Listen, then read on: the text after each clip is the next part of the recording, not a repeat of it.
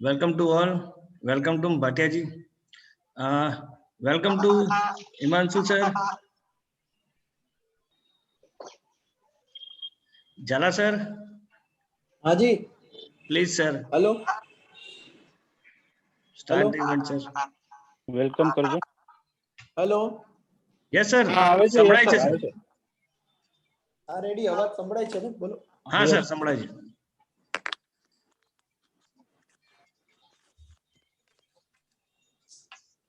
Hello.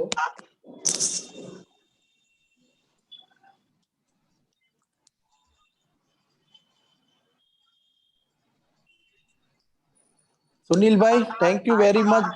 Hello. Rajendrabhai, અવાજ આવે છે? યસ યસ આવે છે. Clear છે sir. હા Sunilbhai, thank you very much from તમે અહીંયા અમને હિટલોડ માટે અમને ઈસરે રાજકોટ સબ ચેપ્ટર માટે તમારો કિંમતી સમય અમને ફાળવ્યો છે. હેલો. Yes sir. Clear છે sir. આવે છે હવે. શક્તિભાઈ, હા, અનમ્યુટ કરો. યસ.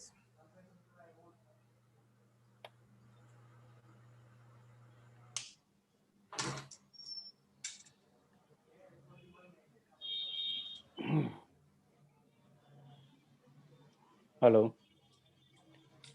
લાગે છે શક્તિભાઈ ના કુછ ઓડિયોમાં પ્રોબ્લેમ છે. ઉદયભાઈ, થોડોક વિડીયોમાં અને ઓડિયોમાં પ્રોબ્લેમ છે જરા. હા Okay, હાલો, વાંધો નહીં. Okay, sir, Sunil sir, thank you very much and warm welcome as a behalf of Rajkot ISRE sub-chapters. Thank you very much for very useful and interested webinars. Thank you, sir. So continue your HitLoad webinar, sir. Thank you. પહેલા હું પરિચય આપી દઉં Yes. Bhatia સરનો. Yes. તો સુનિલ સરે engineering કોલેજમાંથી mechanical engineering કરેલું છે. એ ઉપરાંત સ્લિમ્સમાંથી મેનેજમેન્ટમાં માસ્ટર બી કરેલું છે અને ઈસરે અમદાવાદ ચેપ્ટર સાથે 2005 થી જોડાયેલા છે સાહેબ. અને હાલમાં એમનું ગ્રીનટેક કન્સલ્ટન્ટના નામે પોતાનો બિઝનેસ કરી રહ્યા છે, જેમાં ventilation, air distribution, chilled water, FCU વગેરેનો સમાવેશ થાય છે. તો આ ટૂંકો પરિચય હતો ભાટિયા સાહેબનો. અને ઘણા સમયથી ઘણા પ્રોગ્રામ આપી ચૂક્યા છે હિટલોડ કેલ્ક્યુલેશન વિશે અને ઘણા નોલેજેબલ પર્સન છે. તો આપણે હવે એમનો લાભ લઈશું. તો હવે હું સુનિલ સાહેબને રિક્વેસ્ટ કરું કે એમનું પ્રેઝન્ટેશન રજૂ કરે. સુનિલ સાહેબ.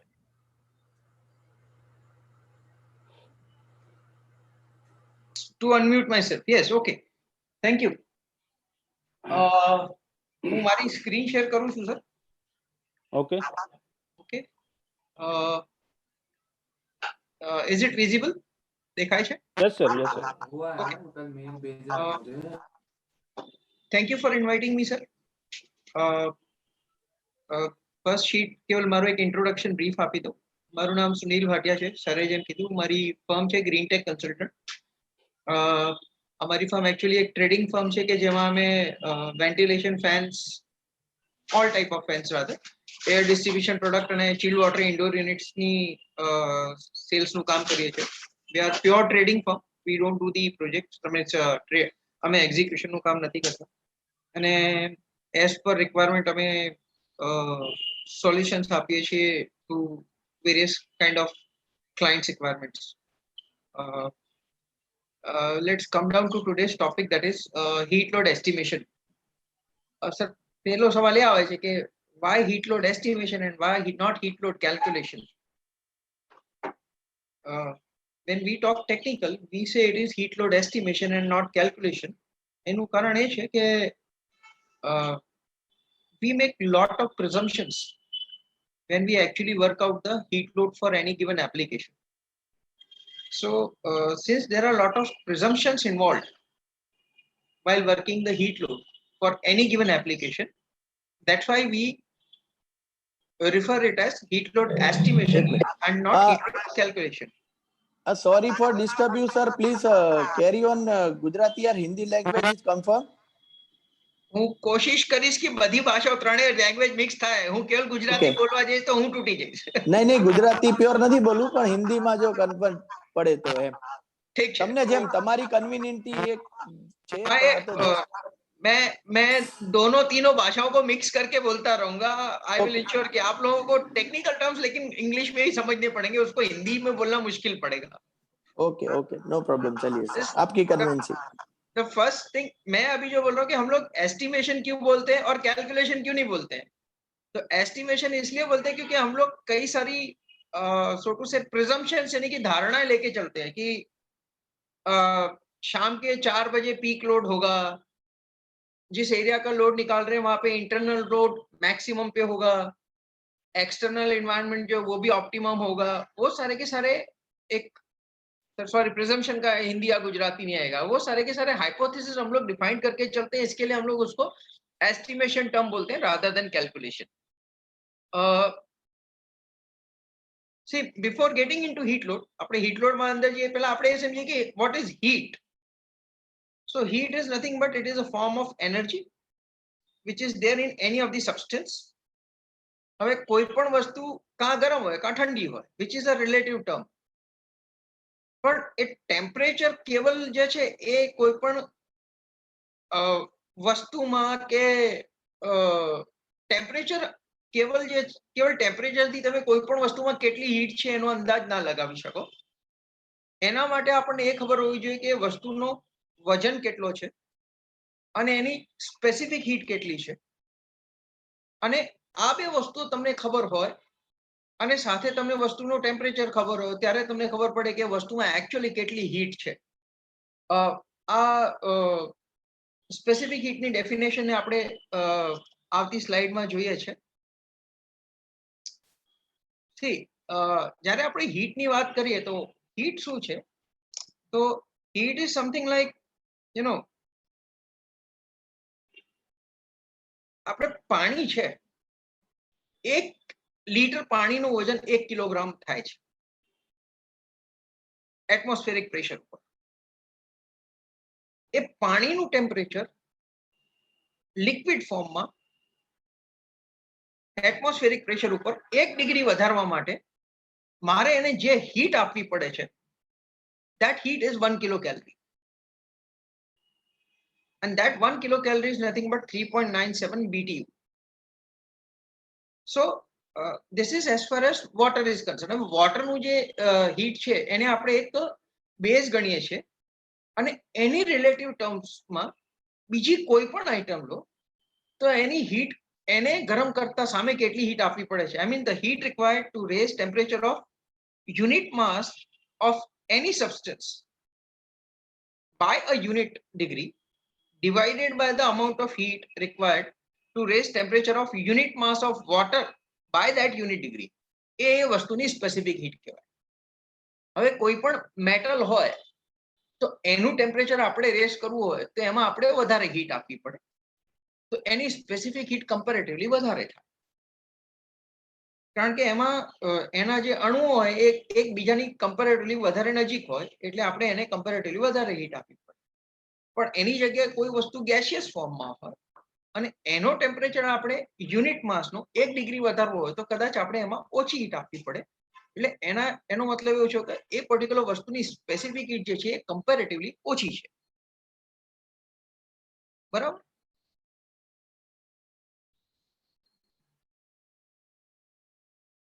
નેક્સ્ટ, સ્પેસિફિક અને હીટ સમજ્યા પછી એક વસ્તુ આવે છે કે આપણે જે એર કન્ડિશનિંગમાં ટર્મ્સ ઓફ રેફ્રિજરન્ટની વાત કરીએ છીએ કે ટર્મ્સ ઓફ રેફ્રિજરેશનની વાત કરીએ છીએ તો એ શું છે?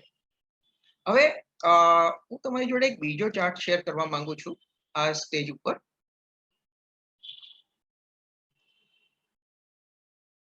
Can you guys see this?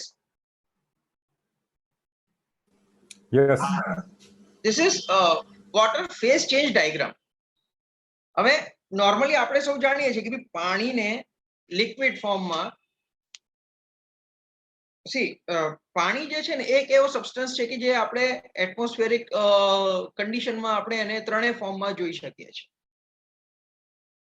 0 ડિગ્રીથી નીચે જો પાણી જાય તો we normally see it in ice form, અને 100 ડિગ્રીથી ઉપર જાય એટમોસ્ફેરિક પ્રેશર ઉપર તો we see that it is converted into steam. But if you see this, આ 0 થી 100 ડિગ્રીની વચ્ચેની આ જે લાઈન છે, આ પર્ટિક્યુલર લાઈન ઉપર હું પર લીટર પાણી 1 કિલો કેલરી હીટ આપું છું તો પાણીનું ટેમ્પરેચર છે 1 ડિગ્રી વધતો જાય છે. બટ સપોઝ હું 0 ડિગ્રી ઉપર વાત કરું એટ ધીસ પોઈન્ટ, મારે પાણીને જો 0 ડિગ્રી ઉપર આઈસમાં કન્વર્ટ કરવું હોય, so for that we need to extract, કે આપણે જે પાણીમાંથી હીટ રિમૂવ કરવી પડે, it is somewhere around 80 kilo calorie per liter, or it is as the drawing mentions 79.7 calorie per gram. એટલી હીટ જ્યારે હું પાણીમાંથી રિમૂવ કરું ત્યારે એ પાણી જે છે એ બરફમાં કન્વર્ટ થાય છે. and this heat is known as the heat of fusion. Similarly, જ્યારે 100 ડિગ્રી ઉપર પાણી પહોંચે તો પાણી લિક્વિડ ફોર્મમાં હોય છે. હવે 100 ડિગ્રી ઉપર જ્યારે એને મારે કન્વર્ટ કરવું હોય સ્ટીમમાં, ત્યારે it takes an additional 539 calorie of heat per gram, or 530 kilocalorie of heat per kilogram or per liter. ત્યારે જઈને એ સ્ટીમમાં કન્વર્ટ થાય છે, and that heat is known as the heat of vaporization. Now I am coming back to what I am trying to pitch in this tons of refrigerant calculation. જે terms of refrigerant છે એની definition એવી છે કે 0 degree ઉપર 1 metric ton એટલે કે 2000 pound જેવો બરફ હોય અને મારે એને 0 ડિગ્રી ઉપર 24 hours માટે એની એજ કન્ડિશનમાં મેન્ટેન કરવું હોય તો મારે એમાંથી કેટલી હીટ કાઢવી પડે, and that heat is 2000 pounds multiplied by 144 BTU per pound, which is 12,000 BTU per hour. આપણે normally air conditioning industry માં 12,000 BTU per hour is equal to 1 ton define કરીએ છીએ. એ ડેફિનેશન આ છે. એનો મતલબ it is equivalent to 3024 kilocalorie per hour is equal to 1 ton, અને એની defined આપણે જે કિલોવોટમાં લઈ જઈએ તો it is 3.52 kilowatts. બરાબર છે? This is how tons of refrigeration is defined in air conditioning system. Now, coming back to the next slide, what is heat load? Heat load એ એક એવી મિકેનિઝમ છે કે જેનાથી આપણે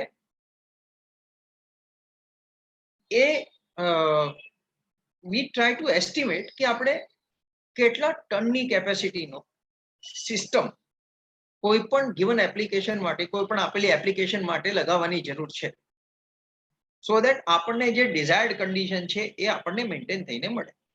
ફોર એક્ઝામ્પલ, આજે તમે કોઈ પણ રેસિડેન્શિયલ કે કમર્શિયલ સ્પેસ હોય એનું એર કન્ડિશનિંગ કરતા હો તો એમાં પ્રોબેબલી આપણે 24 ડિગ્રી કે 25 degree inside temperature condition maintain કરવાની કોશિશ કરીએ છીએ. હવે રાજકોટ કે અમદાવાદ હોય તો કદાચ એમ્બિયન્ટ કન્ડિશન જે છે એ ગરમીમાં 43-44 ડિગ્રી સુધી જતી હોય છે. એ સર્કમસ્ટન્સીસમાં મારે કેટલી કેપેસિટીનું એર કન્ડિશનિંગ યુનિટ લગાવવું જોઈએ, તો એ હીટ લોડ એસ્ટિમેશનથી આપણે જાણીએ છીએ. બરાબર? અને એવી જ રીતે કમર્શિયલ હોય કે ઇન્ડસ્ટ્રીયલ એપ્લિકેશન્સ હોય તો એમાં પણ હીટ લોડ એસ્ટિમેશનથી આપણે એ વસ્તુઓની કેલ્ક્યુલેશન્સ કે એસ્ટિમેશન્સ કરીએ છીએ. હીટ લોડ જાણવું કેમ જરૂરી છે? હીટ લોડ જાણવાથી આપણને ખબર પડે છે કે એક્ઝેક્ટ કેટલી કેપેસિટીના ઇન્સ્ટ્રુમેન્ટની રિક્વાયરમેન્ટ છે ફોર અ ગિવન એપ્લિકેશન. જો આપણે આ ના કરીએ અને કેવલ થંબ રૂલથી ચાલે તો શું થાય? આજે there are number of traders who are in the industry, અને અમુક જગ્યાએ તો તમે એસી લેવા જાઓ તો સીધો એક જ સવાલ કરે કે સાહેબ રૂમની સાઈઝ શું છે? સામેવાળો કે 10 બાય 10 બાય 10 છે તો સીધો કે સાહેબ 1 ટન ચાલશે, અને સામેવાળો કે સાહેબ 12 બાય 12 બાય 10 છે તો કે સાહેબ એક કામ કરો 1.5 ટન લગાડી દો. I mean, that is a thumb rule. That is not the correct way to, actually estimate what is the kind of AC or what is the capacity of AC જે તમારે એને આપવી જોઈએ. અને જ્યારે એપ્લિકેશન જેમ જેમ મોટી થતી જાય એમ જો તમારી પાસે પ્રિસાઇઝ હીટ લોડની એસ્ટિમેશન ન હોય તો કાં તો તમે અંડરલોડમાં જતા રહો તો એમાં તમને ડિઝાયર્ડ રિઝલ્ટ નહીં મળે, કાં તો તમે કેપેસિટી જેટલી જોઈએ એના કરતા વધારે કેપેસિટીના એસી લગાડી દો, તો ultimately it will result into high initial cost as well as high running cost also at times, which is not desirable. So to have optimized selection of equipment depending on the type of application, આપણે heat load calculation કે heat load estimation ની જરૂર હોય છે.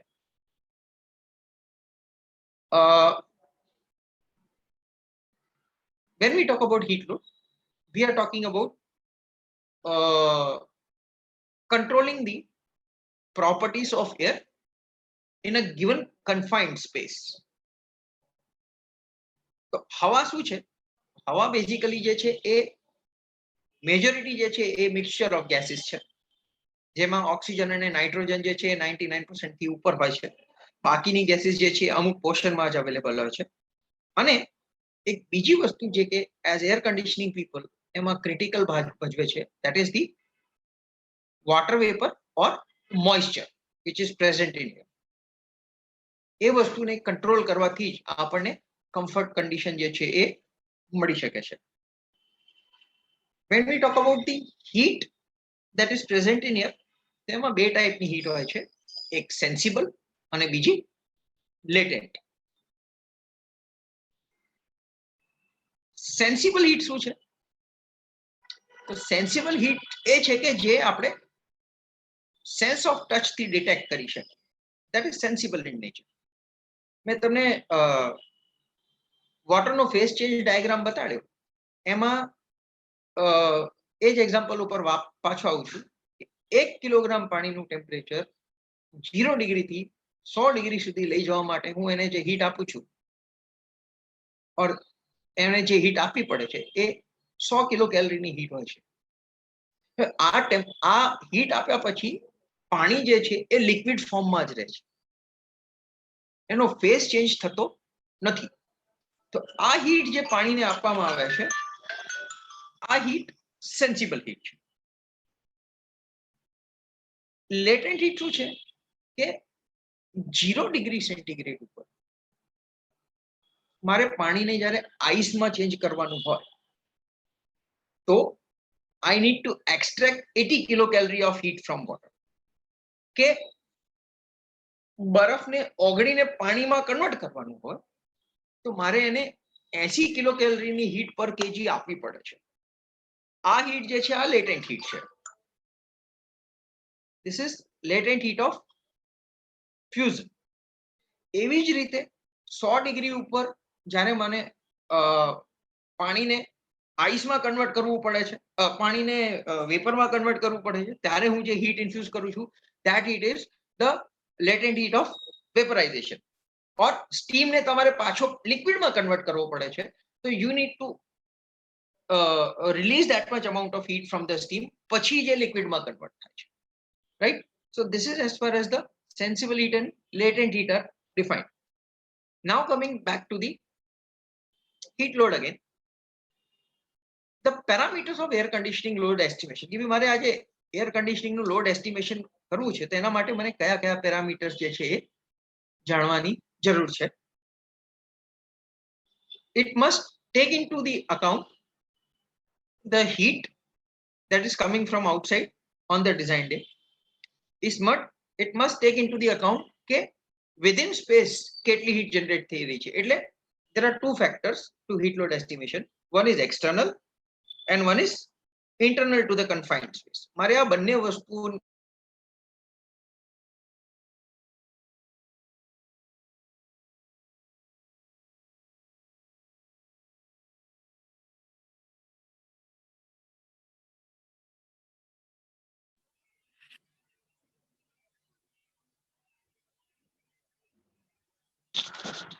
Hello Sunil sir, તમારો voice નથી આવતો, એકવાર અનમ્યુટ કરજો ને માઇક તમારું.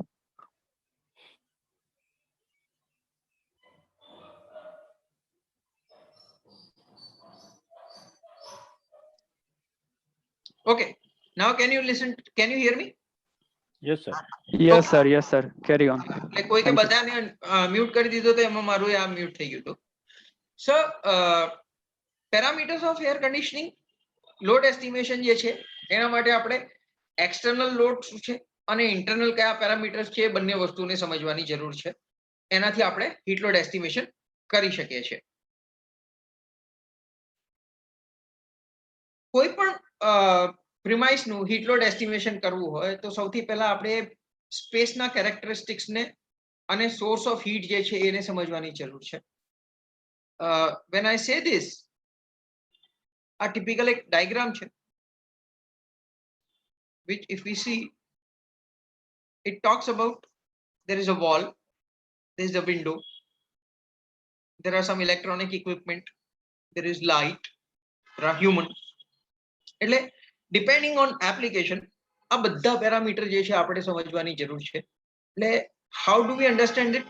તો we try to understand what is the orientation of building, કે એમાં દીવાલ જે છે નોર્થ ઈસ્ટ સાઉથ વેસ્ટ કયા કયા ડાયરેક્શનમાં એક્સપોઝ છે, કયા ડાયરેક્શનમાં બાજુમાં બીજી ઓફિસ છે કે નથી, કાઇન્ડ ઓફ એપ્લિકેશન જે છે એ કઈ છે, કે is it going to be an office, is it going to be a factory, is it going to be a gym, is it going to be a hospital, is it going to be a hotel, એનો use કેવો છે, is it going to be a school, is it going to be a mall, એ બધા parameter સમજવાની જરૂર છે. Overall height કેટલી છે બિલ્ડિંગની, area કેટલો છે જેને આપણે એર કન્ડિશનિંગ કરવાનો છે, એમાં વચ્ચે કોલમ્સ કે બીમ કેટલા આવે છે, what are the type of construction materials used for making that building, surrounding condition કેવી છે, કે બાજુમાં નોર્મલ ટેમ્પરેચર છે કે બાજુમાં કોઈક ઇન્ડસ્ટ્રીયલ એપ્લિકેશન ચાલુ છે અને એમાં તમે ઓફિસ બનાવી રહ્યા છો જેનાથી ઇન્ડસ્ટ્રીનો ટેમ્પરેચર જે છે એ કમ્પેરેટિવલી વધારે જતો હોય, કે કિચન એરિયા બાજુમાં લાગતો હોય અને એની બાજુનો રૂમ તમારે એર કન્ડિશનિંગ કરવો હોય તો કિચનનું ટેમ્પરેચર નોર્મલ ટેમ્પરેચર કરતા 5-6 ડિગ્રી વધારે જતું હોય નોન એર કન્ડિશનિંગ હોય તો,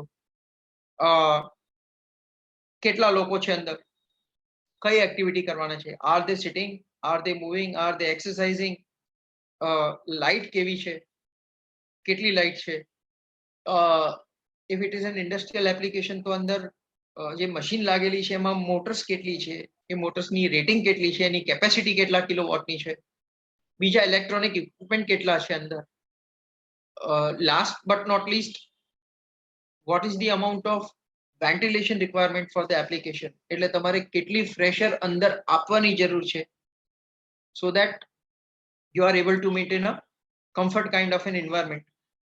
All these parameters need to be studied when we do heat load estimation. Inside condition જે આપણે સિલેક્ટ કરીએ છીએ એનો ક્રાઇટેરિયા જે છે એ એપ્લિકેશન પ્રમાણે ડિફાઇન્ડ હોય છે. If we talk about a comfort condition, probably આપણે હીટ લોડ એસ્ટિમેશનની જે ડિઝાઇનિંગ કરતા હોઈએ છીએ એમાં આપણે 24 કે 25 ડિગ્રી સેન્ટીગ્રેડ ઇનસાઇડ કન્ડિશન રાખીને એની ડિઝાઇન કરતા હોઈએ છીએ. પણ એની એ જ વસ્તુ તમે કોઈ સ્પેશિયલાઇઝ એપ્લિકેશન ડિઝાઇન કરતા હોવ તો એમાં ટેમ્પરેચર અને ટેમ્પરેચરની સાથે આરએચ ઓર રિલેટિવ હ્યુમિડિટી બંને જ બહુ ક્રિટિકલ રોલ પ્લે કરતા હોય છે. એક કમ્ફર્ટ એપ્લિકેશનમાં નોર્મલી આપણે 50 થી 60 વચ્ચે આરએચ રાખતા હોઈએ છીએ અને 24-25 કે if need be we can go up to 27 degree centigrade as the inside temperature. પણ એની એ જ વસ્તુ જ્યારે હું એક ટેક્સટાઇલ એપ્લિકેશન ડિઝાઇન કરું છું તો એમાં મને temperature is okay, means I can go up to 27, 28 or even 29 degree centigrade, પણ ત્યાં મને આરએચ જે છે એ ક્રિટિકલ હોય છે. So there I need to design an application wherein I need to maintain a temperature of RH level of not less than 70%. એની oppose ડાયરેક્શનમાં હું એક ફાર્માસ્યુટિકલ એપ્લિકેશન જો ડિઝાઇન કરવા જાઉં તો ત્યાં બની શકે કે મારે ટેમ્પરેચરની રિક્વાયરમેન્ટ જે છે એવી હોય છે કે મારે 21 કે 22 ડિગ્રી સેન્ટીગ્રેડ કરતા ઉપર ટેમ્પરેચર ના જવું જોઈએ, પણ સાથે સાથે મારે રિલેટિવ હ્યુમિડિટી જે છે એ 40% નીચે જ રહેવી જોઈએ. આ બધા એક હાઇપોથેટિકલ તમને કેસીસ કહી રહ્યો છું કે ડિપેન્ડિંગ ઓન ધી એપ્લિકેશન અને રિક્વાયરમેન્ટ તમારે ઇનસાઇડ કન્ડિશન જે છે એના પ્રમાણે સિલેક્ટ કરવાની હોય છે. આ એક ટિપિકલ હીટ લોડ એસ્ટિમેશનની શીટ છે જે હું તમારી સાથે શેર કરી રહ્યો છું. If you look at this sheet, it has many parts. Hold on. If I have some other sheet, I will try to share you that only. Just a minute.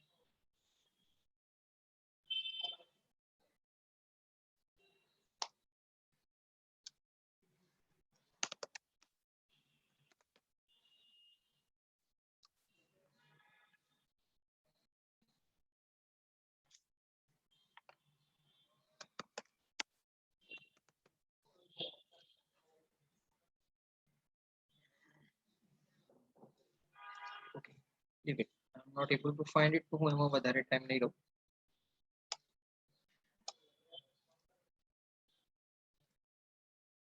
આ એક ટિપિકલ શીટ છે જે heat load એસ્ટિમેશનની sheet છે. Normally comfort application માટે આ sheet લગભગ ઘણી જગ્યાએ વપરાતી હોય છે.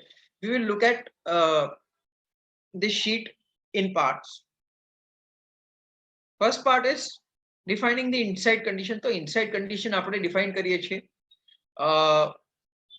depending on type of application, which is defined here. This portion we are talking about the inside condition. Area કે જેને આપણે એર કન્ડિશનિંગ કરવાનો છે એ અહીંયા આવી જાય સ્ક્વેર ફીટ ટર્મ્સમાં. જગ્યાની હાઈટ જે છે અહીંયા આવી જાય. એના બેસિસ ઉપર આપણને ઓવરઓલ વોલ્યુમ ઓફ સ્પેસ જે છે મળી જાય છે કે ભઈ ટોટલ કેટલા ક્યુબિક ફીટ એરિયા છે which we are considering as far as the application requirement is concerned. બીજી વસ્તુ જે આવે છે ડિફાઇન કરવાની છે એ છે outside air condition, which is this. Outside air condition જે છે it varies from city to city. Ahmedabad city definitely has a different weather requirement as compared to Mumbai. And for that matter, even Delhi will have a different weather condition as compared to Ahmedabad or Mumbai. एक typical weather data sheet તમને બતાવું છું, which is for Mumbai city. આ weather data book જે છે તમને ઈશરે માંથી પણ મળી જશે કે જે છેલ્લા 30 વર્ષની આખી સ્ટડી કર્યા બાદ આખી વેધર ડેટા બુક જે છે બનાવવામાં આવી છે, which you can refer when you do the heat load estimation designing for any given application. Just a moment please.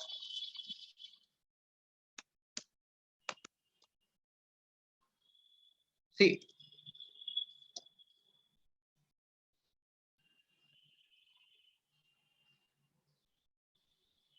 just a minute, it's opening up. Can you see this? Yes, sir. This is a typical weather data sheet for Mumbai. હવે આમાં તમે જોશો તો આખા વર્ષ દરમિયાન એની આખી range જે છે બતાડવામાં આવી છે કે ભાઈ તમારે કુલિંગની કેપેસિટી ડિઝાઇન કરવી હોય. If you see this, it talks about sorry, this particular line, this particular portion is talking about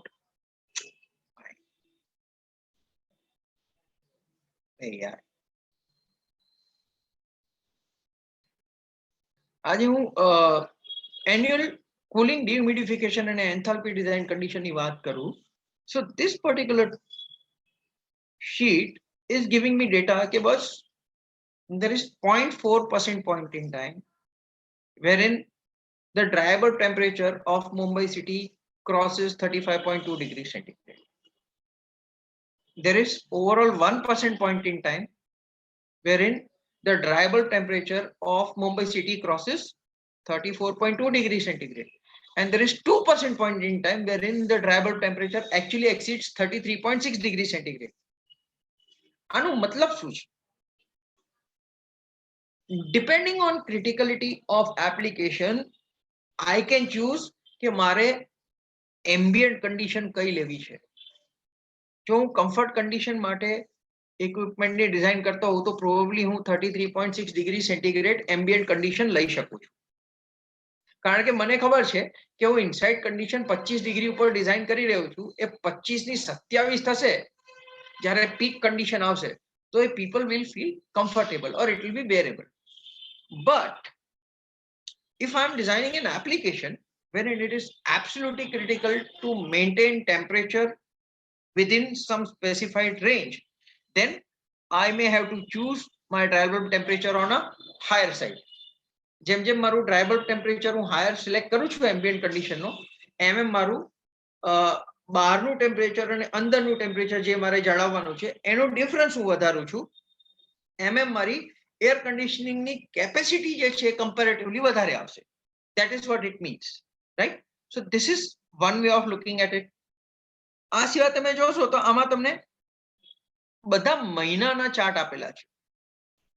0.4%, 1%, 2%. So if for any given application you want to design month-wise air conditioning load estimation, then probably this chart can be used. For example, if we talk about કે ભાઈ peak condition ક્યારે આવે છે, તો આપણે normally peak condition જે છે મેના મહિનામાં આવે છે જ્યારે હીટ લોડ એસ્ટિમેશનની વાત કરીએ છીએ. But if I am designing an application which is not to be operated in the month of May, suppose હું કોઈ સ્કૂલની એપ્લિકેશન ડિઝાઇન કરી રહ્યો છું કે જે કહું છું કોઈ માર્ચના મહિનામાં બંધ થઈ જાય છે કે એપ્રિલના મહિનામાં બંધ થઈ જાય છે, મેમાં તો સ્કૂલ ચાલતી જ નથી. So I don't need to consider the temperature of May. તો એની જગ્યાએ હું કદાચ એપ્રિલનો મહિનો કા માર્ચ મહિનાની કન્ડિશન જે છે એના ઉપર હું ડિઝાઇન કરીને એપ્લિકેશન કન્સિડર કરી શકું છું. બરાબર છે. એ સિવાય there are other charts available which actually tell you, okay, this is as far as the ambient condition is concerned, right? કે આના બેસિસ ઉપર હું ambient conditions define કરું છું કે ભાઈ મારા heat load estimation માં ambient condition શું હોવી જોઈએ. So once I know the outdoor condition, so outdoor condition, outdoor temperature minus inside temperature gives me the temperature difference that I need to maintain. Similarly, outdoor condition ના હિસાબે મને એ ખબર પડે છે કે બહારની હવામાં કેટલું મોઇસ્ચર રહેવાનું છે અને એ મોઇસ્ચરને હું ગ્રેન્સ પર પાઉન્ડ ઓફ એર ડિફાઇન કરું છું. અને ઇનસાઇડ મારે જે ટેમ્પરેચર મેન્ટેન કરવાનું છે અને જે રિલેટિવ હ્યુમિડિટી મેન્ટેન કરવાની છે એના બેસિસ ઉપર સાયકોમેટ્રી ચાર્ટથી મને ખબર પડે છે કે ભાઈ મારે ઇનસાઇડ મોઇસ્ચર કન્ડિશન શું રહેવાની છે. So આ બંનેનો જે પણ ડિફરન્સ છે, that is the amount of moisture that I need to remove for maintaining the desired condition inside the area. So this is as far as selection of outside condition and inside condition is concerned. હવે બીજી વસ્તુ જે આવે છે that is ventilation. કે મારે ventilation ની કેમ જરૂર છે for any given application. So ventilation could be either it is application specific કે ભાઈ એના અમુક norms આપેલા હોય કે ભાઈ તમે આટલું જો ventilation નહીં કરો તો નહીં ચાલે, or it could be because of the human condition, human comfort requirement. So depending on application, બહારની હવા જે છે અંદર ઇન્ટ્રોડ્યુસ કરવી જરૂરી છે કન્ફાઇન્ડ સ્પેસમાં, સો દેટ તમે અંદર કોઈ જાતનું અનકમ્ફર્ટેડ ક્રિએટ ના થવા દો, કાર્બન ડાયોક્સાઇડ ના વધી જાય અને ઓક્સિજન સફિશિયન્ટ પ્રમાણમાં રહે. બીજી વસ્તુ કે એપ્લિકેશન સ્પેસિફિક હોય તો definitely you need more amount of air also at times. So એ બહારથી અંદર જે હવા આપણે લઈએ છીએ that is known as the ventilation part of it. હવે એ બહારથી અંદર હવા કેટલી લાવી તો એના માટે પણ વેન્ટિલેશન કેલ્ક્યુલેશનના એપ્લિકેશન સ્પેસિફિક ચાર્ટ્સ આપવામાં આવેલા છે. If I go back to the same sheet, અહીંયા આપણે જે આઉટડોર એર કે ફ્રેશ એરની કેલ્ક્યુલેશન કરીએ છીએ એ બે હિસાબે ગણતરી થાય છે કે ભાઈ ઓવરઓલ વોલ્યુમ કેટલો છે અને મને કેટલા એર ચેન્જીસ પર આર મેન્ટેન કરવા છે. હવે આ નંબર ઓફ એર ચેન્જીસ પર આર રિક્વાયરમેન્ટ જે છે એ સ્પેસિફિક એપ્લિકેશન્સ માટે કેલ્ક્યુલેશન થાય છે.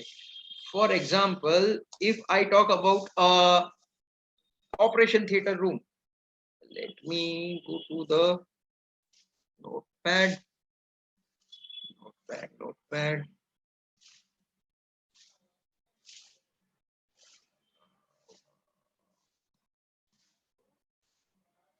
Chalo, let's go to Excel. No problem. એક હાઇપોથેટિકલ તમને સિચ્યુએશન એક્સપ્લેન કરવા માટે આ વસ્તુ ખોલી રહ્યો છું. ફોર એક્ઝામ્પલ, ઓપરેશન થિયેટર છે જેની સાઇઝ જે છે 20 ફીટ બાય 20 ફીટ છે અને એની હાઇટ જે છે 12 ફીટ છે. This is height, this is length and this is width. તો ઓપરેશન થિયેટર નો ઓવરઓલ એરિયા કેટલો થયો? તો 20 બાય 20 એટલે 400 સ્ક્વેર ફીટ થયો. when height is multiplied by area, તો એનો ઓવરઓલ વોલ્યુમ કેટલો થયો? તો it is 400 multiplied by 12, 4800 થયું. હવે મારે આમાં 4 air change per hour minimum requirement છે. So what I will do, 4800 divided by 60, that gives me 1 air change per hour multiplied by 4. એટલે મારે મિનિમમ 320 CFM ફ્રેશ એર લેવાની આમાં જરૂર છે. ઓન ધ કોન્ટ્રરી, સપોઝ હું આજ 20 by 20 એરિયાની એક ઓફિસની વાત કરું છું કે જેમાં ફોર એક્ઝામ્પલ લેટ્સ સે કે there are 10 people who are going to sit and work. Office એરિયાની વાત કરું છું. પર પર્સન મને 5 CFM ની રિક્વાયરમેન્ટ છે. તો અને એરિયાના પ્રમાણે એશરે નોર્મ પ્રમાણે 0.06 CFM પર સ્ક્વેર ફીટ એર બીજી મારે ફ્રેશર લેવી જોઈએ. તો મારે આ એરિયામાં ટોટલ ફ્રેશરની રિક્વાયરમેન્ટ જે આવશે એ 400 into 0.06 પ્લસ 5 ગુણ્યા 10, એટલે મારે ફ્રેશરની રિક્વાયરમેન્ટ જે છે 74 CFM આવશે. સો out of these two, that is number of air changes per hour અને depending on the type of application અને per person CFM required, આ બંનેમાંથી જે પણ higher value હોય, that is the amount of fresher that I need to consider in my given application as far as the outdoor air requirement is concerned. Right? This is how we select the ventilation air for any given application. I am trying to explain you the overall heat load estimation form so that તમને ક્યાંક પણ કોઈ જાતની મૂંઝવણ ના થાય. Now moving forward, આપણે કોઈ પણ એરિયામાં જે હીટ આવતી હોય તો હીટ કયા ફોર્મમાં હોય? either it is radiation heat, તમે કોઈ પણ બિલ્ડિંગમાં ગ્લાસ હોય તો ગ્લાસમાંથી ડાયરેક્ટલી પાસ થઈને જે અંદર હીટ આવતી હોય that is radiation heat. બીજી જે હીટ છે that is conductive heat, which is flow of heat from high temperature towards the low temperature area, thermodynamics no rule. ત્રીજી જે છે convective heat, which is the heat which is generated inside the room due to people, lights and other equipment. People દ્વારા heat કઈ રીતે આવે કે ભાઈ માણસનો બોડી ટેમ્પરેચર જે છે એ નોર્મલી 37 ડિગ્રી સેન્ટીગ્રેડ રહેતો છે અને રૂમમાં આપણે ટેમ્પરેચર મેન્ટેન કરવાની કોશિશ કરીએ કે આપણે 12 ડિગ્રી કે 25 ડિગ્રી ટેમ્પરેચર મેન્ટેન કરવાની વાત છે. So definitely because of temperature gradient there is going to be an exchange of heat between our body and the surrounding environment, right? So that heat transfer is nothing but convective heat transfer. Now internal space heat જે છે એ ક્યાંથી આવે? આપણે આગળ સ્લાઇડમાં જોયું અહીંયા કે heat is coming inside through walls, through glass, through roof and various sources. So A heat ને હું કઈ રીતે કેલ્ક્યુલેશનમાં લઈશ તો એ અહીંયા લઈશ. See, first, right now what we are looking at is the internal space sensible heat. કોઈ પણ વસ્તુ કોઈ પણ જગ્યાએ હીટ જે આવે છે એ વોલમાંથી આવી શકે. So વોલમાંથી જે હીટ આવતી હોય તો I need to understand the area of wall in different directions, north east south west, northwest southwest southeast northeast. આ 8 ડાયરેક્શન સિલેક્શન કરવામાં આવે છે અને આ ફેક્ટર જે લખેલું છે it is nothing but the U factor or thermal heat transmission coefficient. આ ફેક્ટર જે છે એ ડિપેન્ડ કરે છે on type of wall construction. I'll take you down to make you guys understand this. For example, this is a wall. હવે વોલમાં જુદા જુદા material હોય, જુદા જુદા મટીરિયલની જુદી જુદી સ્પેસિફિક હીટ હોય, એટલે એ ડિફરન્ટ મટીરિયલ્સ જે છે એ different amount of heat absorb કર્યા બાદ એમનું ટેમ્પરેચર જે છે રાઈઝ થતું હોય છે, બરાબર છે? અને એના હિસાબે હીટ જે છે બહારથી અંદર ટ્રાન્સમિટ થતી હોય છે. So what happens, depending on the specific heat or different material, જુદા જુદા મટીરિયલ જે છે જુદા જુદા લેવલ ઉપર રેઝિસ્ટન્સ આપતા હોય છે for transmission of heat from outside to inside. But for heat load estimation, we don't calculate the resistance for different materials separately. We consider wall as a single assembly. એટલે individual મટીરિયલનું જે પણ resistance હોય એ બધા રેઝિસ્ટન્સીસને હું add કરું છું. Individual મટીરિયલનું જે પણ રેઝિસ્ટન્સ હોય એ બધા રેઝિસ્ટન્સને હું એડ કરું છું. એના હિસાબે મને ઓવરઓલ અસેમ્બલીનો રેઝિસ્ટન્સ જે છે એ ખબર પડે છે. અને 1 divided by resistance is the conduction or transmission coefficient આપણે એને કહી શકીએ છીએ કે ભાઈ જેમ જેમ રેઝિસ્ટન્સ વધે કોઈ પણ મટીરિયલનું એમ એમાંથી હીટ ટ્રાન્સમિશન ઓછી થાય. તો હું બધા રેઝિસ્ટન્સીસને એડ કરીને હું એક ફિગર ઉપર આવું છું કે ભાઈ overall resistance of the overall wall assembly is x. એને જ્યારે હું 1 થી ડિવાઈડ કરું છું એટલે મને ખબર પડે છે કે 1 divided by x is the amount of heat that is going to get transmitted through that particular assembly inside the room. અને એ પર્ટિક્યુલર ફેક્ટર જે છે એને હું યુ ફેક્ટર કહું છું અને એ યુ ફેક્ટર અહીંયા મૂકવામાં આવે છે. આપણે કોઈ પણ એપ્લિકેશન જ્યારે ડિઝાઇન કરતા હોઈએ છીએ ત્યારે એમાં કઈ ટાઈપની કન્સ્ટ્રક્શન મટીરિયલનો યુઝ થયું છે એ જાણવું પહેલા જરૂરી છે. Whether it is a single brick wall, whether it is a double brick wall, whether it is a wall with hollow portion in between the two bricks. બરાબર છે. તમે એમાં જે પ્લાસ્ટર કરો છો એ કેટલા થિકનેસનો પ્લાસ્ટર છે. હવે તો બ્રિકના મટીરિયલ પણ જુદા જુદા વપરાવા લાગ્યા છે. રેડ બ્રિક છે કે તમારી સિમેન્ટેડ બ્રિક છે, એ પર્ટિક્યુલર મટીરિયલનું શું રેઝિસ્ટન્સ લેવલ છે એ બધી વસ્તુઓને જાણવું જરૂરી છે. એના માટે આજે તમે ઈશરેકની હેન્ડબુક્સ લેશો તો એમાં પણ તમને ઘણા બધા મટીરિયલની એ ડેટા જે છે એ રેડીલી અવેલેબલ હોય છે, which can be used. Or else જે પણ કંપની એ પર્ટિક્યુલર મટીરિયલ સપ્લાય કરી રહી હોય એ મટીરિયલ સપ્લાય કરવાવાળી કંપનીથી જ તમે એનું સ્પેસિફિક હીટ જે છે મટીરિયલની એ લઈ શકો છો અને એના બેસિસ ઉપર તમે ઓવરઓલ એસેમ્બલીની યુ ફેક્ટરની કેલ્ક્યુલેશન્સ કરી શકો છો. And that is what we normally keep in this particular column. બરાબર છે. આ કોલમમાં આપણે જુદા જુદા વોલનો એરિયા જે છે એને ડિફાઇન કરીએ છીએ. અહીંયા આપણે યુ ફેક્ટરને ડિફાઇન કરીએ છીએ. Next comes the heat gain or the temperature gradient across different walls. હવે આ વસ્તુ જે છે આના માટે અગેન તમને ઈશરે ડેટા બુકમાંથી depending on latitude and longitude of the place for different I will say time zones across different months એના ચાર્ટ્સ અવેલેબલ છે. એ ચાર્ટ્સ ઉપરથી આ પર્ટિક્યુલર વેલ્યુઝ જે છે ડિરાઈવ કરવાની રહે છે. અનફોર્ચ્યુનેટલી મારી પાસે એ ચાર્ટ અત્યારે હાલમાં અવેલેબલ નથી, but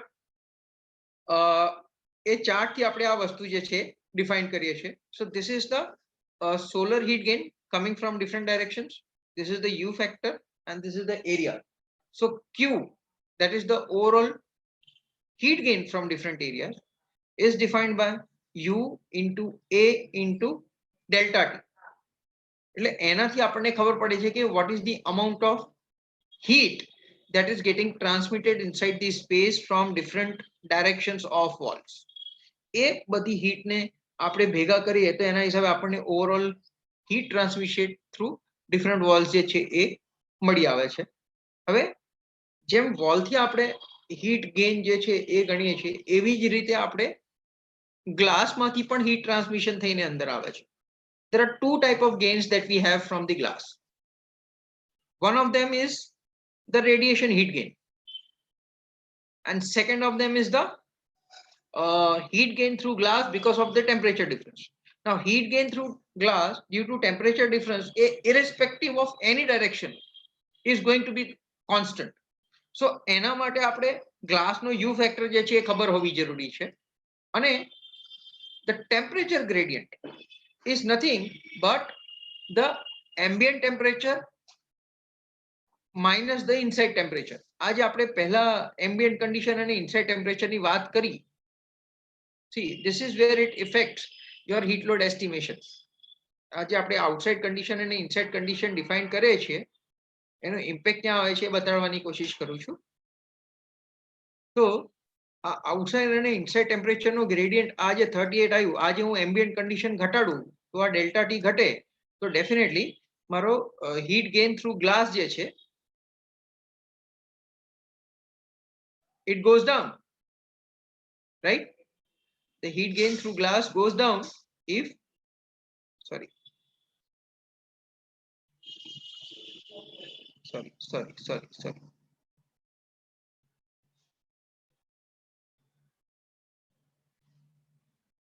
the heat gain through glass, this particular factor goes down, this particular factor, and જેમ જેમ આ ફેક્ટર ઓછું થાય એમ amount of heat which is getting transmitted from glass goes down. બરાબર છે? So temperature is one of the key consideration that we need to consider, we need to know. બરાબર છે? હવે આ ગ્લાસ નો U factor કે U value અને glass no solar heat gain coefficient. Solar heat gain coefficient is nothing but the direct heat which is getting transmitted through glass inside the space because of solar radiation. Solar heat gain coefficient અને glass નો U factor જે પણ કંપનીનો glass સ્કીમમાં વપરાયો હોય એ glass manufacturer તમને આપી દેશે. You can find it out in their catalogs also. So basis that you can select the solar heat gain coefficient as well as the U factor. Then as far as the solar gain is concerned, which is the direct radiation heat transmission inside the glass, આ તમારા latitude પ્રમાણે very કરે છે. સો આના માટેના પણ charts available છે અને એ ચાર્ટ્સ ઉપરથી આ વેલ્યુઝ ડિરાઈવ કરવામાં આવે છે depending on your latitude and longitude. અને નોર્મલી પીક લોડ કન્ડિશન જે છે સાંજે 4 વાગે 21 મે ના દિવસે ડિફાઇન કરીને એના પેરામીટર્સ આમાં લેવામાં આવે છે. But if it is a say school applications which is running up to say 12 or 12:30 and it is closed on in the month of May, then probably summer no heat gain કાઢવા માટે આપણે એના March કે એપ્રિલના મહિનાની values અહીંયા નાખી શકીએ છીએ અને એના હિસાબે એનો હીટ લોડ ગણી શકીએ છીએ. It is possible. Then this is as far as the heat which is coming through wall, this is the heat which is coming through glass, this is additional heat which is getting transmitted through glass. હવે એમાં બીજા factors કયા આવે કે જેનાથી તમને heat અંદર મળી શકે છે? So one of the parameter is partition. What is partition? તમે એક રૂમ ને એર કન્ડિશનિંગ કરતા હો, એનો બાજુવાળો એરિયા જે છે એ નોન એર કન્ડિશન છે. So that non air conditioned area is going to act as a partition. અને એનો ટેમ્પરેચર જે છે એ એમ્બિયન્ટ કરતા લો હશે, but air conditioned room જે છે એના કરતા હાઈ હશે. So for that reason there will be some amount of heat which will get transmitted from that room inside the space. So એમાં જે heat transmission થશે એ જે તમારું આઉટસાઇડ અને ઇનસાઇડ ટેમ્પરેચરનો ડિફરન્સ હશે એમાં -5 ડિગ્રી કરીને નોર્મલી મૂકવામાં આવે છે. બરાબર છે? હવે એ સિવાય ceiling and floor, these are two factors which can be considered depending on the floor of the building કે જેમાં તમે એર કન્ડિશનિંગ કરવાના છો. If ઉપર અને નીચેનો એરિયા already air conditioned છે, then the gain from ceiling and floor is going to be 0. But if the floor above is non-air conditioned, then you need to consider the ceiling. જ્યારે તમે ceiling consider કરતા હો ત્યારે તમારે roof consider નથી કરવાનું. જ્યારે તમે roof consider કરતા હો ત્યારે તમારે ceiling consider નથી કરવાનું. Roof is the topmost floor કે જેની wall directly sun ને exposed હોય છે, અને ceiling ત્યારે આવે કે જ્યારે તમારે particular area ના ઉપર બીજો એક ફ્લોર છે કે which is a non air conditioned floor. બરાબર છે? એ ડિફરન્સ આપણને ખબર હોવી જોઈએ. Now these all temperature, these all gains so far we talked about, they are all sensible in nature. અત્યાર સુધી આપણે કોઈ પણ latent load ની વાત કરી નથી. એ જ હિસાબે આમાં જ્યારે તમે પ્રિસાઇઝ એપ્લિકેશન્સની ડિઝાઇન કરતા હો ત્યારે એમાં ઇન્ફિલ્ટ્રેશનની કેલ્ક્યુલેશન્સ પણ સાથે સાથે લેવામાં આવે છે કે ભાઈ ગ્લાસ છે, વિન્ડોઝ છે, એમાંથી કેટલી હવા અંદર ઇન્ફિલ્ટર થઈને આવશે. એની કેલ્ક્યુલેશન્સ પણ અહીંયા લેવામાં આવે છે અને એના સેન્સિબલ લોડ જે છે એ કાઢવામાં આવે છે. Other than this, what else do we need to know? I'll come to that in our next slide.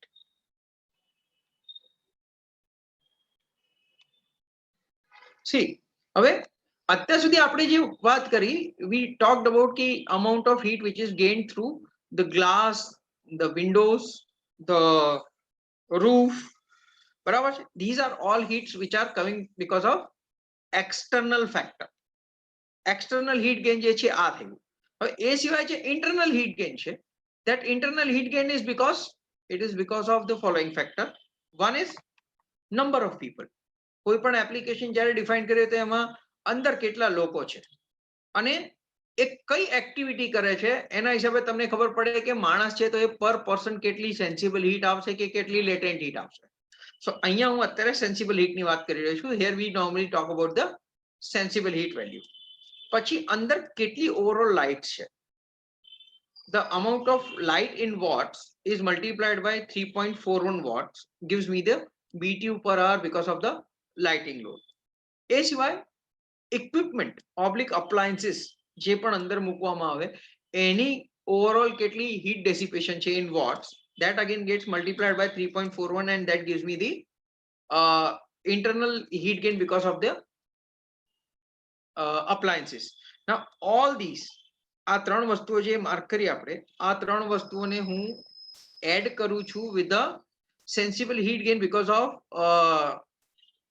the wall, the window, the roof, as well as the શું કહેવાય partition સાથે. તો I come to know what is the room's overall sensible heat. Sorry, થોડુંક વધારે drag થઈ ગયું. એટલે જ્યારે આ હીટ, આ ત્રણ પોર્શન્સની જે હીટ છે, આ હીટને હું external heat સાથે એડ કરું છું. So I come to know what is the room sensible heat. See, this is nothing but purely room sensible heat which I am counting right now. બરાબર છે? અત્યાર સુધી મેં કોઈ પણ જાતની external heat આમાં એડ કરી નથી. બરાબર છે? હવે when we do the selection, we talked about કે ભાઈ મારે બહારની કેટલી હવા વેન્ટિલેશન માટે લેવાની છે. That also plays an important role when we do heat load estimation. What happens? હું જ્યારે પણ બહારની હવા અંદર લાવવાની કોશિશ કરું છું, we presume that we are going to take that air by passing it over the evaporator unit or over the AHU. એટલે એ બહારની હવાને હું ડાયરેક્ટલી અંદર લાવતો નથી. કાં તો મોટી સાઇઝ હોય તો એક TFA યુનિટ મૂકીને એમાંથી બહારની હવાને હું અંદર લાવું છું. સો એ બહારની હવા જે અંદર લાવું છું એ હું ટ્રીટ કરીને પણ સપોઝ લાવતો હોઉં કે એની કન્ડિશન હું ઇનસાઇડ કન્ડિશનની બરાબર કરીને પણ લાવતો હોઉં તો પણ there is some amount of air which comes inside the room in an unaltered form. એ બહાર એની જે કન્ડિશન હોય એની એ જ ફોર્મમાં અંદર આવતી હોય છે. So that amount of air which comes inside unaltered is nothing but the bypass air. આ જે હવા છે જે આઉટસાઇડ એર અંદર આવે છે અનઅલ્ટર્ડ કન્ડિશનમાં, આ બાયપાસ એર કહેવાય. અને એ ઓવરઓલ એર ક્વોન્ટિટી જે હોય એમાં બાયપાસ ફેક્ટરને જ્યારે મલ્ટીપ્લાય કરીએ એનાથી એની એર ક્વોન્ટિટી મળે. બહાર અને અંદરનો ટેમ્પરેચર ડિફરન્સ જેટલો છે એ ટેમ્પરેચર ડિફરન્સ અહીંયા આવે અને એને 1.08 ના ફેક્ટરથી મલ્ટીપ્લાય કરીએ એટલે એમાંથી આપણને કેટલી હીટ રૂમ હીટમાં એડ થઈ સેન્સિબલ એ વેલ્યુ મળે. આ particular outside air which has come inside the area in an unaltered form, આને જ્યારે હું રૂમ સેન્સિબલ હીટ સાથે એડ કરું ત્યારે મને ઇફેક્ટિવ રૂમ સેન્સિબલ હીટ મળી કહેવાય. બરાબર છે? એટલે my equipment should be able to cater to this heat as far as the sensible heat is concerned. Next is the latent heat. હવે લેટેન્ટ હીટ ના કયા કયા શું કહેવાય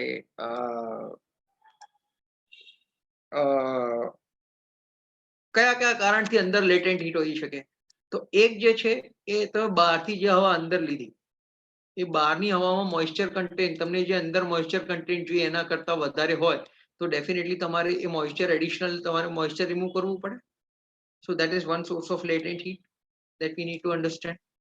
બીજું people, of course, માણસ જે છે એને પરસેવો આવે, ટેમ્પરેચર ગ્રેડિયન્ટ છે એના હિસાબે, અને એ કોઈક એક્સરસાઇઝ કરતો હોય તો એને કદાચ વધારે પરસેવો આવે, બેસીને કામ કરતો હોય તો એની લેટેન્ટ હીટ કમ્પેરેટિવલી ઓછી જનરેટ થાય. સો એ લેટેન્ટ હીટ અને સેન્સિબલ હીટ ઓફ હ્યુમન એના માટેના જુદા જુદા ચાર્ટ્સ અવેલેબલ છે depending on application. We can check અને એનાથી આ પર્ટિક્યુલર વેલ્યુ જે છે ડિરાઈવ કરીને લેવામાં આવે છે. એટલે એક થયું ઇન્ફિલ્ટ્રેશનના હિસાબે લેટેન્ટ હીટ આવી, બીજું થયું કે તમારા નંબર ઓફ પીપલના હિસાબે લેટેન્ટ હીટ આવી, ત્રીજું અમુક જગ્યાએ સ્ટીમનો વપરાશ હોય, so how much steam is used પર અવર એના હિસાબે સ્ટીમની લેટેન્ટ હીટ જે છે એ પણ કાઉન્ટ કરવામાં આવે. આ ઇન્ટરનલ લેટેન્ટ હીટ થઈ. આ અત્યારે આ ઉપરના પોર્શનની જે વાત કરું છું, if you see this is the internal latent heat.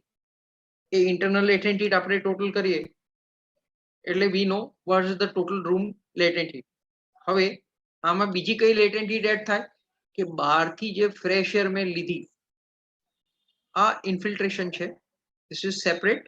અને આ બહારથી જે વેન્ટિલેશન માટેની મેં હીટ લીધી, બહારથી વેન્ટિલેશન માટે મેં જે એર લીધી, this is outside air which comes inside in an unaltered form. So આ પર્ટિક્યુલર હવા પોતાની સાથે જે લેટેન્ટ હીટ લાવે છે એ લેટેન્ટ હીટને હું રૂમ લેટેન્ટ હીટ સાથે એડ કરું એટલે મને ઇફેક્ટિવ રૂમ લેટેન્ટ હીટ મળી કહેવાય. અને આ ઇફેક્ટિવ રૂમ લેટેન્ટ હીટને ઇફેક્ટિવ રૂમ સેન્સિબલ હીટ સાથે જ્યારે હું એડ કરું ત્યારે મને effective total heat of the room જે છે એ મળી કહેવાય. બરાબર છે. આ ઇફેક્ટિવ ટોટલ હીટ જે છે, this is what my AC equipment should be able to cater to. Effective sensible heat divided by effective total heat gives me the sensible heat ratio or effective sensible heat ratio. હવે આ effective sensible heat ratio અને જે મારે inside condition maintain કરવાની છે, આ બંનેના basis ઉપર સાયકોમેટ્રી ચાર્ટથી કાં તો એના ટેબ્યુલર ફોર્મમાંથી આપણને એડીપી જે છે કે એપરેટસ ડ્યુ પોઈન્ટ ટેમ્પરેચર જે છે એ મળી આવે. એપરેટસ ડ્યુ પોઈન્ટ ટેમ્પરેચર શું છે કે એપરેટસ ડ્યુ પોઈન્ટ ટેમ્પરેચર એ છે કે તમે જે ઇન્ડોર યુનિટની કોઇલ છે કે AHU ની કોઇલ છે એમાં તમને ઓવરઓલ એવરેજ કેટલું ટેમ્પરેચર અક્રોસ ધ કોઇલ મળે છે એને સાદી ભાષામાં આપણે એપરેટસ ડ્યુ પોઈન્ટ ટેમ્પરેચર કહેવાય. કે જેની ઉપરથી હવા જ્યારે પાસ થાય ત્યારે એની હીટ એને આપી દે અને હવા ઠંડી થઈને પાછી રૂમમાં આવે. સો આ એપરેટસ ડ્યુ પોઈન્ટ ટેમ્પરેચર આપણને એકવાર મળી ગયું તો એનાથી આપણે ઓવરઓલ આપણને કેટલી ડિહ્યુમિડિફાઈડ એર ક્વોન્ટિટી કે કેટલા CFM હવા જોઈએ છે એની કેલ્ક્યુલેશન આ રીતે થાય.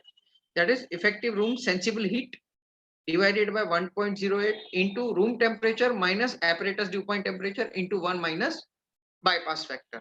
હવે આ bypass factor જે છે આને તમારે સાયકોમેટ્રી ચાર્ટથી કેલ્ક્યુલેટ કરવા તો એ રીતે થાય, અધરવાઇઝ આના માટે પણ ચાર્ટ્સ અવેલેબલ છે. bypass factor varies with number of things કે તમે જે ઇવેપોરેટર કોઇલ લીધી છે એમાં તમારી કેટલી રો ઓફ કોઇલ છે. બીજી વસ્તુ જેમાં આવે કે તમે જે ઇવેપોરેટર કોઇલ લીધી છે એમાં તમે જે એરનો ફ્લો કરી રહ્યા છો એ કેટલી વેલોસિટીથી કરી રહ્યા છો, એટલે એવા નંબર ઓફ પેરામીટર્સના હિસાબે તમારો બાયપાસ ફેક્ટર જે છે એનું સિલેક્શન થાય. એ કોઇલ સિલેક્શન અને કોઇલ ડિઝાઇનિંગમાં પણ એની વેલ્યુએશન જે છે એ ગણવામાં આવે છે. અને એડીપી નું સિલેક્શન જે છે એઝ આઈ ટોલ્ડ યુ આ તમે ચાર્ટ ઉપરથી પણ લઈ શકો છો અને આના માટે તમે સાયકોમેટ્રી ચાર્ટને યુઝ કરીને એમાંથી લેવા માંગતા હો તો એમાંથી પણ કેલ્ક્યુલેશન કરી શકો છો. So this particular value gives me the amount of CFM or cubic feet per minute air quantity that I need to consider for my given application. This is nothing but the dehumidified air quantity. કે આટલી હવા મારે cooling coil ઉપરથી pass થવી જોઈએ અને ઠંડી થઈને પાછી રૂમમાં આવી જોઈએ. અત્યાર સુધી આપણે જે વાત કરી, we talked about the room sensible heat, room latent heat અને the amount of air which has come inside the room in an unaltered form કે જે મારો ઇન્ડોર યુનિટ જે છે it should be able to cool it down and give me the desired room temperature and room RH condition. હવે જ્યારે હું outdoor યુનિટના સિલેક્શનની વાત કરું તો એમાં શું થાય કે જે હવા કોઇલ ઉપરથી પાસ થાય છે એમાં 15% હવા જે છે એ અનઅલ્ટર્ડ ફોર્મમાં જે છે અંદર રૂમમાં આવી, but there is 85% of air કે જેમાંથી મેં હીટ એક્સ્ટ્રેક્ટ કરી લીધી અને એને રૂમ ટેમ્પરેચર સાથે કે એડીપી ના ટેમ્પરેચરની બરાબર મેચ કરીને પછી અંદર નાખી છે. So that is the additional amount of heat that my refrigerant is supposed to remove, or that is the additional amount of heat that needs to be removed from the coil. So એના પણ factor આપણે effective room sensible heat અને effective room latent heat માં add કરવા પડે. So this is outdoor air heat. The sensible heat is again derived from 1.08 multiplied by CFM multiplied by delta T multiplied by 1 minus bypass factor. એવી જ રીતે latent heat which needs to be removed at coil is 0.68 multiplied by CFM multiplied by grade difference multiplied by 1 minus bypass factor. Our particular sensible heat gets added to the effective sensible heat. Our particular latent heat gets added to the overall latent heat. અને આ બંને heat આપણે જે રૂમની overall heat છે which is what we derived here, આ particular વસ્તુ જે 11,000 ની વેલ્યુ આ હાઇપોથેટિકલ કેસમાં ડિફાઇન કરી છે કે રૂમ ટોટલ હીટ છે, આ રૂમ ટોટલ હીટમાં we need to add the outside air heat which is actually removed from the coil. એટલે this gives me the overall 13,000 BTU capacity. This is the overall amount of heat that my refrigerant should be able to take and take it away. તો આ particular હીટના હિસાબે મારે refrigerant ટનેજની capacity જે છે એ workout થાય છે. તો this BTU per hour is divided by 12,000 gives me the capacity of refrigerant tonnage for any given application. એટલે આ ટિપિકલ મેથડ છે કે જેના હિસાબે ઓવરઓલ હીટ લોડ એસ્ટિમેશન કરવામાં આવે છે.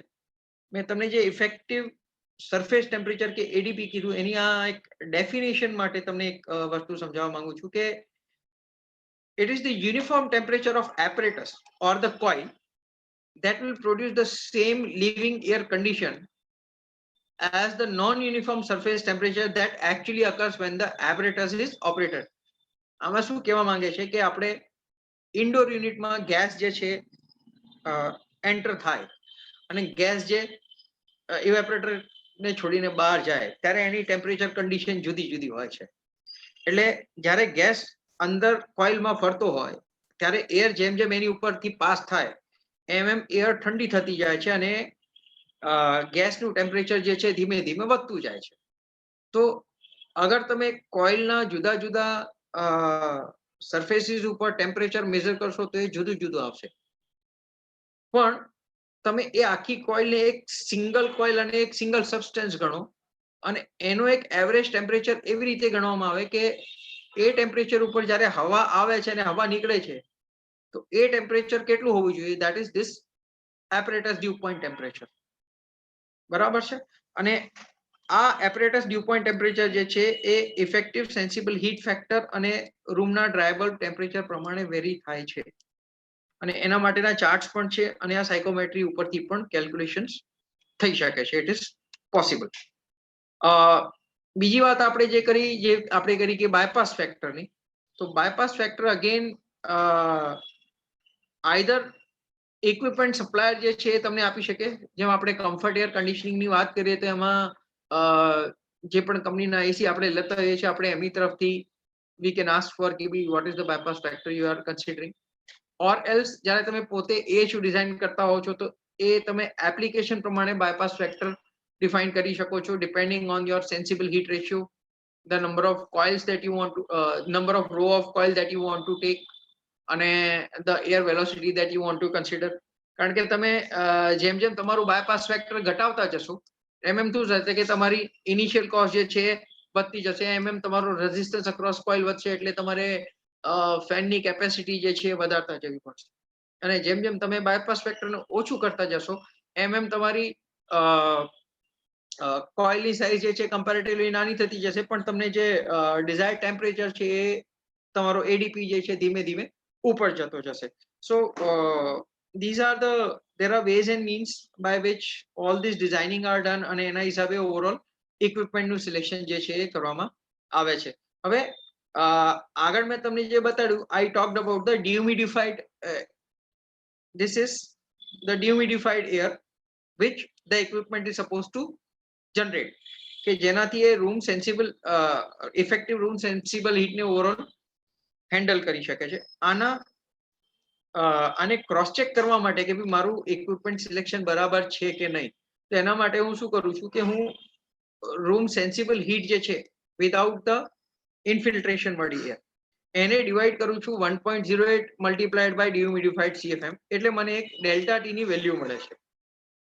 આ ટેમ્પરેચર ડિફરન્સની વેલ્યુ અને રૂમ ટેમ્પરેચર માઇનસ એડીપી ની વેલ્યુ, આ બંને વેલ્યુ લગભગ સરખી આવવી જોઈએ. જો આ બંને વેલ્યુ સરખી છે તો મારો હીટ લોડ એસ્ટિમેશન જે છે એ બરાબર છે.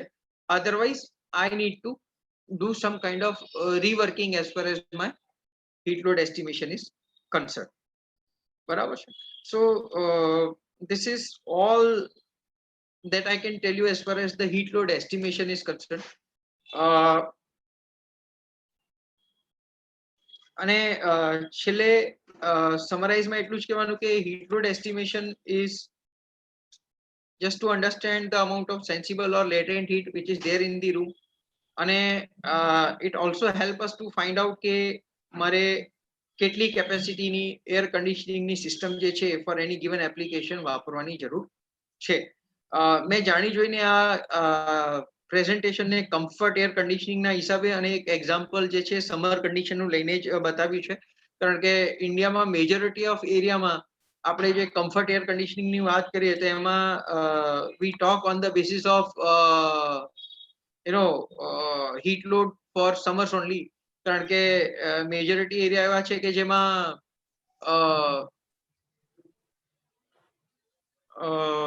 કુલિંગ લોડની રિક્વાયરમેન્ટ વધારે હોય છે રાધર દેન હીટિંગ લોડની.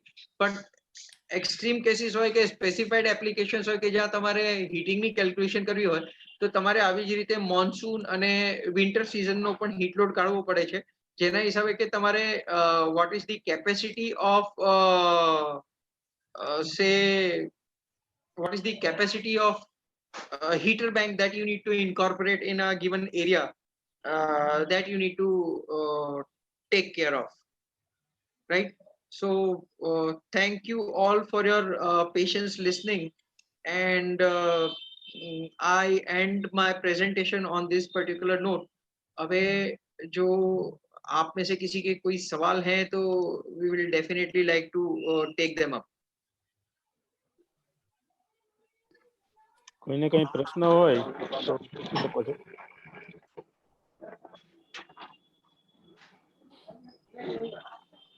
બખ્તરભાઈ લેખિતમાં પૂછેલું છે કઈ ક્વેશ્ચન આન્સરમાં? ના પ્રિયસ સર, આમાં ચેટ બોક્સમાં કોઈની કઈ ક્વેરી નથી, પણ મેં બધાને અનમ્યુટ કરેલા છે. જો કોઈને કાંઈ પણ સેમિનાર રિલેટેડ કાંઈ બી સરને પૂછવું હોય તો સર અત્યારે અવેલેબલ છે. એટેન્ડીઝ જેટલા પણ છે એમાં કોઈને પણ કાંઈ ક્વેરીઝ હોય, વિરેનભાઈ, હર્ષદભાઈ, એ સિવાય આમાં નીરજ સર છે, મિતુલભાઈ છે, કોઈને પણ કાંઈ ક્વેરી હોય તો પ્લીઝ પૂછી શકે છે અત્યારે.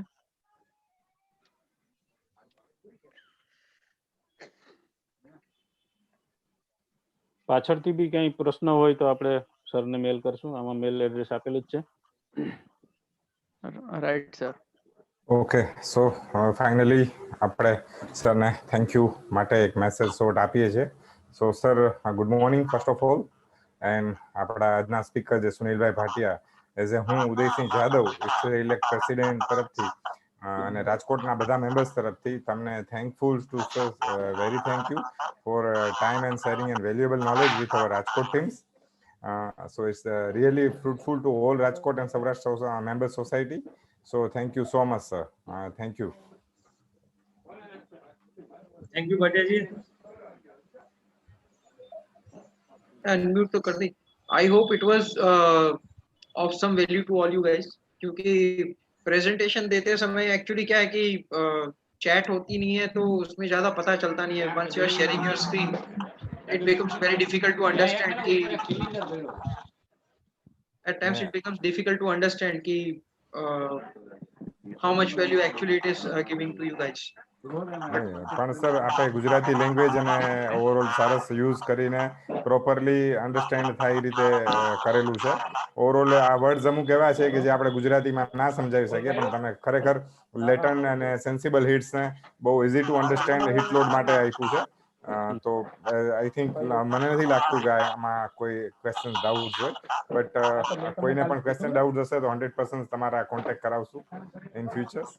Anytime. નેક્સ્ટ પાછો પણ આવો જ કંઈક એવો લાભ લેશું sir. Anytime. Thank you. Thank you sir, thank you. Okay Rajendrabhai. Okay team, okay sir, okay team, તો ઓકે ઓકે. હવે આપણે પૂર્ણાવતિ Thank કરીએ you. પ્રોગ્રામ. એક બખ્તાવર એક પિક્ચર્સ લઈ લેજો ભાઈ. Right sir.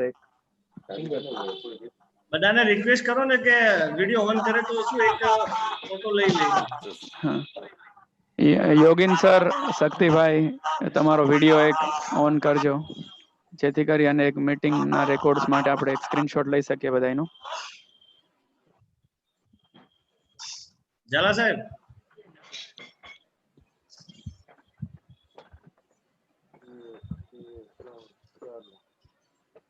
ઓકે, કોઈ વાંધો નહીં ભાઈ, બખ્તાવર લઈ લે ને ભાઈ. ઓકે ઓકે રાજેન્દ્ર સર, આવી લઈ લીધો. Okay sir, Yes. એન્ડ કરીએ છીએ હવે. Sure. Okay. Thank you everyone. Thank okay you. Sir.